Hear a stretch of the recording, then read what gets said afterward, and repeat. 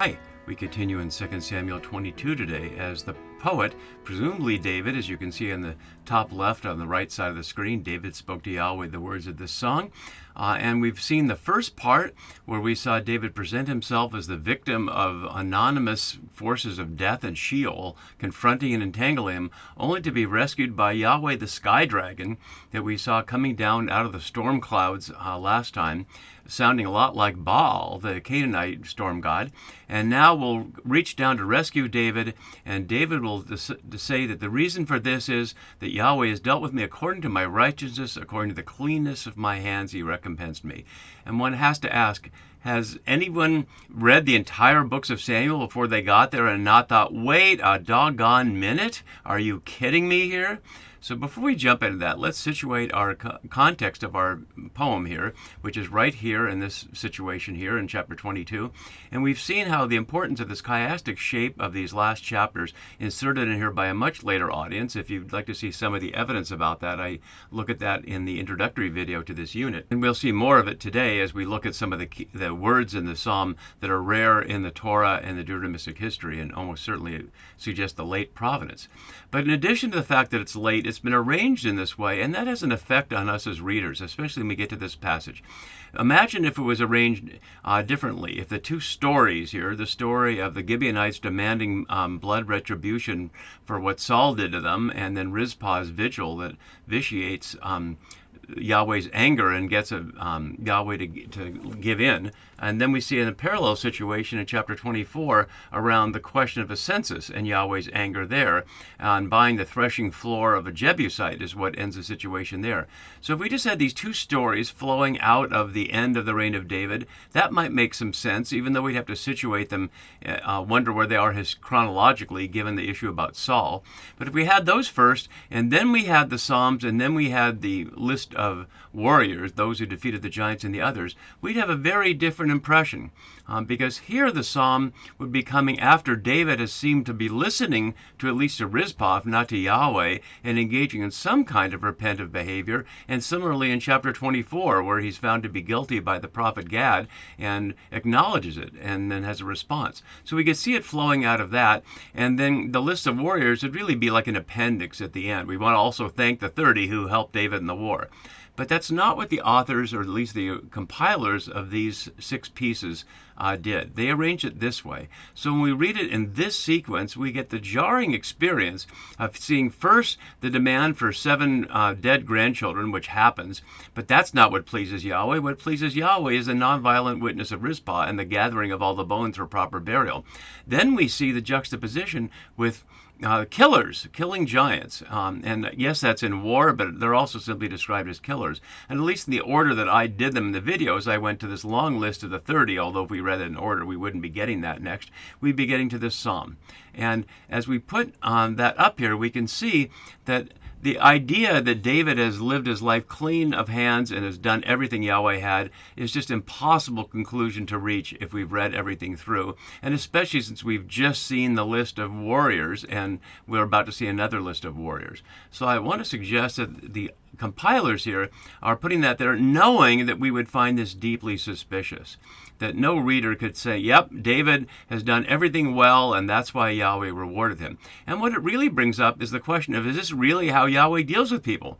Does Yahweh deal with people according to their righteousness, or does Yahweh deal with people according to the character of Yahweh and Yahweh's chesed, the untranslatable Hebrew word for Yahweh's covenantal loyalty or loving kindness, however it's translated, in relation to the Israelites?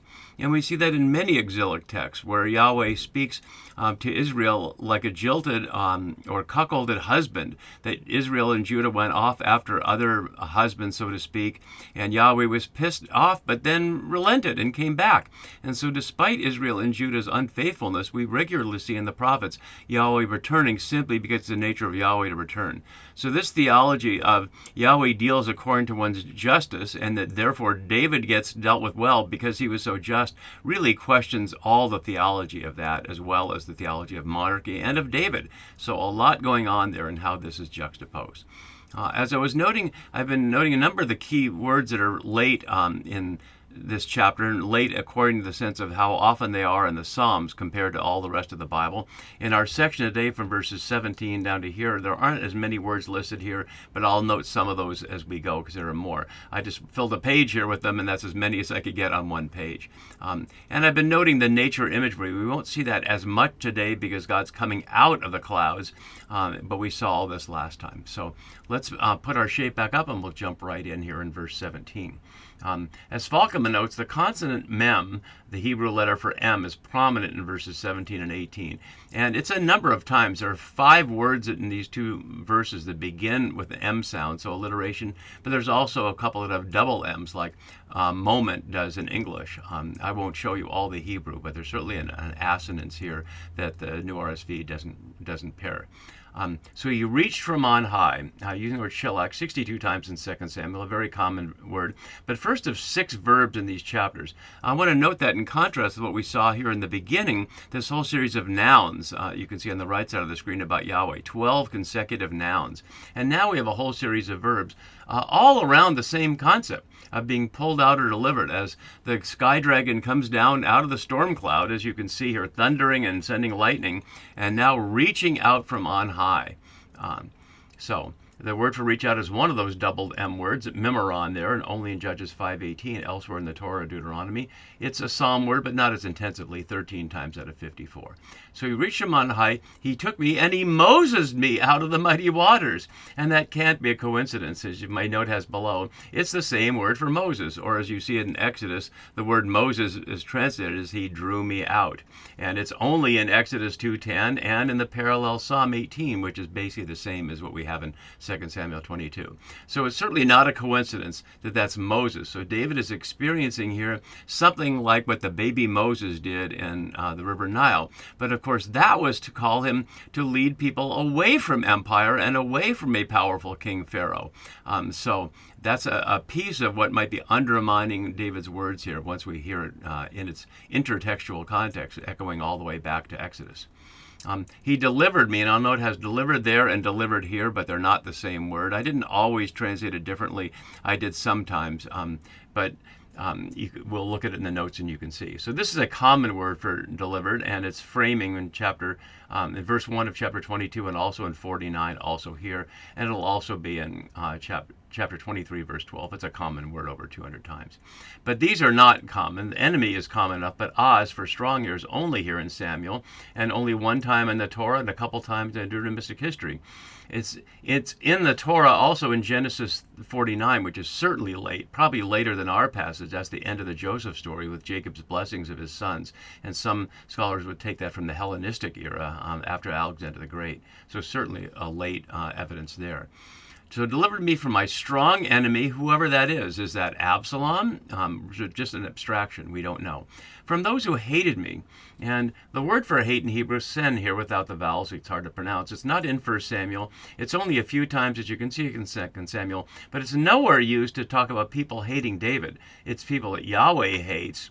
Or it's people that David hates, but nowhere is it said that people hated David. Even Absalom wasn't said to hate him. And we certainly saw Absalom hating on his sister after he raped her.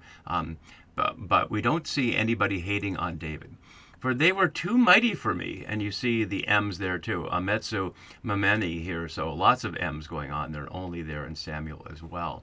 So setting up the situation that God has reached down and grabbed him from those who were too strong, as if David was just some poor person with no army all around him.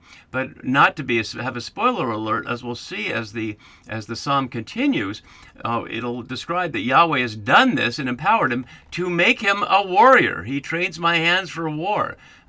So they may be too strong for him, but it's going to claim that David the warrior is the one who's being saved, and that's Yahweh's doing. It's not that Yahweh's just doing something and David's sitting there like being rescued, like a helicopter coming in and grabbing somebody, but he's being rescued by Yahweh because he has a strong army and he's been experienced at it, and that's how he beat Absalom, as we saw. If this is meant to be about Absalom, perhaps that's overinterpreting it too specifically. So they came upon me, or literally confronted me, and it's curious that it's translated this way here, because its only other use in Samuel is as confronted in verse 6. So they confronted me, so we see the face-to-face with the enemies in the day of my calamity. And I was noting in the introduction some of the many parallels of Deuteronomy 32, and we see it there. So he's being confronted with them, but the Lord, or Yahweh, was my support here. And here it is, brought me into a broad place. So out of all that narrow, confining darkness and feeling cornered and having the cords of Sheol pulling him down into the earth, now brought into a broad, wide place. Again, a rare word, only a couple of times in the prophets and 3 times in the Psalms. And this is the word, it's a different word, and he pulled me out. And so I translated that literally over here. It's not the Moses word, but it certainly echoes the concept there. He drew me out of muddy waters. He pulled me out. So God pulling him out of the trouble he's in, the metaphorical waters. And the reason described here is because he delighted in me. And that would be good enough. The word for delight, shefetz here, as you can see down below, is a number of times. And that would make perfect sense. If it stopped there, that Yahweh had delight in David and saved him, despite all his sins and mistakes and violences, that'd be one thing. But instead we get this. And I'll scroll down just so we can see the whole chiasm of 21 to 25. So you can see on the right side, it's a very tight chiasm with the specific phrases according to the cleanness of hands the first time and his sight the second time, as is typical of poetry to vary it. But the recompense me according to my righteousness, my tzedakah, is the same here as well. So plainly a little chiasm there, celebrating, according to David, what a good person he's been and how much he deserves the reward. As Falkelman notes below, this section 2, starting here, is the compositional and ideological center, the platform from which the poet looks at the dramatic run-up of verses 5 to 20 and to the triumphal end of verses 32 to 46. And fair enough from Falkelman, who does more than anybody to analyze the structures of things. So the Lord rewarded me, or literally dealt with me, and we see that a number of times translated as dealt with. So that's more accurate than rewarded.